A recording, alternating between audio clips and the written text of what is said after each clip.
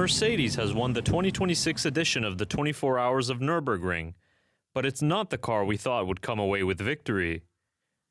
A devastating end to Max Verstappen's first Nürburgring 24 Hours after what looked like victory on the cards for the number 3 Mercedes.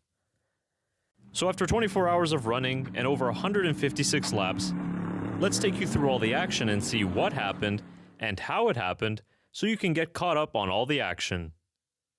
A record 352,000 spectators packed the grounds to witness the 54th running of the 24 Hours of Nürburgring. The most unique formation lap in all of motorsports, where fans lined the edge of the circuit to wave and cheer on their favorite drivers before the green flag flies.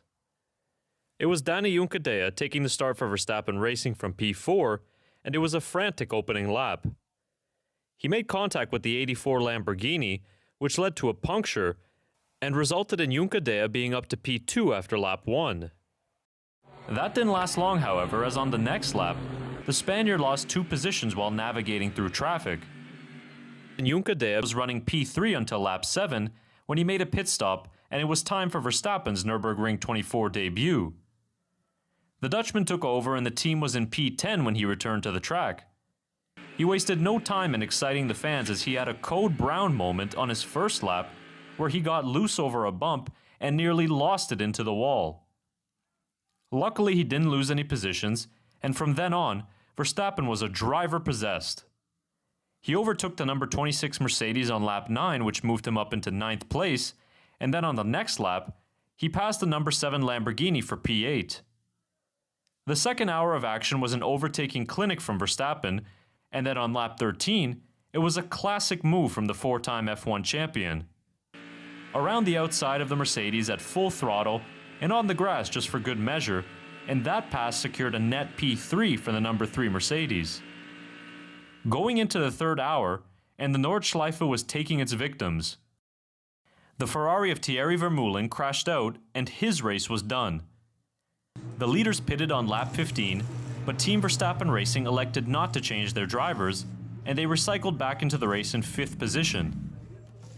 Lap 16 saw a clever overtake from Max as he caught the BMW napping in a caution zone when it turned green for racing. Things got interesting when light rain began to fall, but in the next lap, Verstappen went full Sen mode on the Manthey Porsche as he passed the 911 down into turn 1 with a move into 3rd place. The conditions caught out one of the frontrunners as the number 16 Audi ran into trouble and had to eventually retire because of the damage. Verstappen, on the other hand, was flying, and he made his move for the lead on lap 19. From P3, he overtook the Mustang and the Aston Martin at the end of the Döttinger Höhe, and for the first time in his career, Max Verstappen was leading the Nürburgring 24 Hours. He settled into the lead and was building a nice gap until one of the big dramas happened in around hour 5 of the race.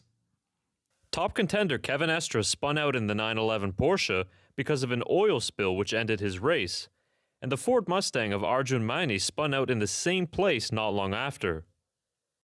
Verstappen ended his first stint on lap 22 when he handed the car over to Jules Gounon, as he had built up a lead of 25 seconds. With Gounon now in the car, the number 3 Mercedes found itself in a battle with the BMW M3 touring car, and eventually Team Verstappen Racing lost the lead at this stage. As we moved into hour 10 of the race, night fell on the iconic Nürburgring in what became the most picturesque scene in all of motorsport.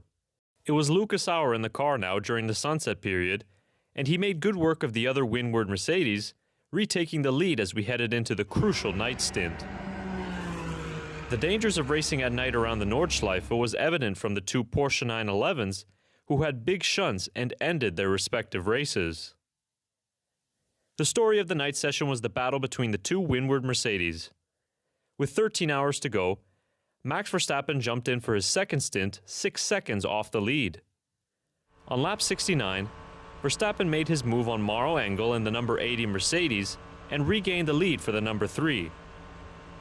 But the tense battle continued on the next lap when Engel tried to pass Verstappen at the end of the Döttinger Höhe, but the Dutchman was having none of that, and the number 80 Mercedes had to take to the grass after making slight contact with Verstappen. That was the last Engel would see of the Dutchman for a while, as Verstappen started to open up a gap and was leading by 32 seconds by the end of his double stint. Verstappen was pushing and hustling through traffic during the night. He only had one sketchy moment, which was here when he needed some opposite lock to save the Mercedes when going into a corner. Team Verstappen Racing was comfortably in the lead through the night, with light rain in the air, but conditions much better than originally predicted. As the sun began to rise, the pictures from the Nürburgring 24 Hours were the stuff of dreams. The sun-baked circuit provided another challenge for the drivers, but it was one too much for the Aston Martin, who had a suspension failure on the back straight, ending their race. Max Verstappen was back in the car with around 6 hours to go as he prepared for another double stint. His pace was metronomic out front, totally in control and not looking like a driver participating in his first 24 hours. During his 15-lap stint, he had an average pace of an 8:22.1 and a best lap of an 8:12.8.